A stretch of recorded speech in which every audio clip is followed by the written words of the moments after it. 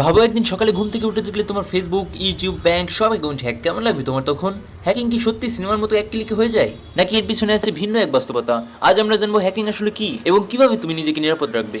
Hacking মানে হলো কোনো কম্পিউটার সিস্টেম, নেটওয়ার্ক বা অ্যাকাউন্টে অনুমতি ছাড়া প্রবেশ করা। অনেকে ভাবে হ্যাকার মানে খারাপ মানুষ, কিন্তু আসলে হ্যাকার তিন ধরনের হয়। হোয়াইট হ্যাট হ্যাকার, এরা নিরাপদ বিশেষজ্ঞ, কোম্পানিদের সিকিউরিটি পরীক্ষা করে। ব্ল্যাক হ্যাট হ্যাকার, এরা অবৈধভাবে তথ্য চুরি করে বা ক্ষতি করে।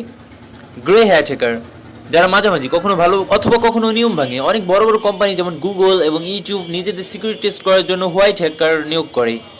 হ্যাকিং কিভাবে হয় এটা যদি জানতে চাও তাহলে এই ভিডিওটা শেষ পর্যন্ত দেখো। হ্যাকিং সবসময় সুপার কম্পিউটার দিয়ে হয় না। সবচেয়ে বেশি মানুষ ভুলের কারণে দুর্বল পাসওয়ার্ড, ফিশিং লিঙ্ক ক্লিক করা, ভুয়া অ্যাপ ডাউনলোড করা, পাবলিক ওয়াইফাই ব্যবহার করা, এগুলোর মাধ্যমেই হয়। অনেক সময় হ্যাকাররা মানুষের মন নিয়ে খেলে, এটাকে বলে সোশ্যাল ইঞ্জিনিয়ারিং। মানে টেকনিক্যাল স্কিলের চেয়ে বেশি ব্যবহার করা হয় মনস্তত্ত্ব। এবার তোমাদেরকে জানাবো বাংলাদেশের হ্যাকিং বাস্তবতা।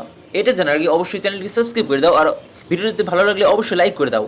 তাহলে চলো জানা যাক। এখন বাংলাদেশে অনেক সময় ফেসবুক পেজ, ইউটিউব চ্যানেল, এমনকি ব্যাঙ্ক অ্যাকাউন্ট হ্যাক হওয়ার খবর শোনা যায়। বিশেষ করে যারা কন্টেন্ট ক্রিয়েটর, তাদের টার্গেট করা হয় বেশি। তাই অনলাইনে কাজ করলে সিকিউরিটি নিয়ে সচেতন হয়ে খুবই জরুরি।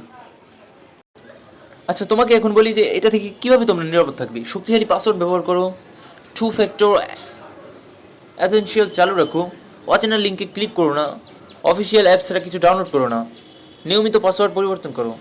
মনে রেখো, অনলাইন দুনিয়ায় সতর্ক থাকার সবচেয়ে বড় সুরক্ষা। হ্যাকিং ভয়ঙ্কর হতে পারে, কিন্তু সচেতন থাকলে তুমি অনেকটা নিরাপদ। এই ভিডিওটা ভালো লাগলে অবশ্যই লাইক করো, আর কমেন্টে জানাও তুমি কি কখনো হ্যাকিংয়ের শিকার হয়েছো। আর এমন ইনফরমেটিভ ভিডিও পেতে চ্যানেলটি সাবস্ক্রাইব করতে ভুলবে না কিন্তু। তো আজকের মতো বাই, দেখা হবে অন্য কোনো ভিডিওতে। আল্লাহ হাফেজ।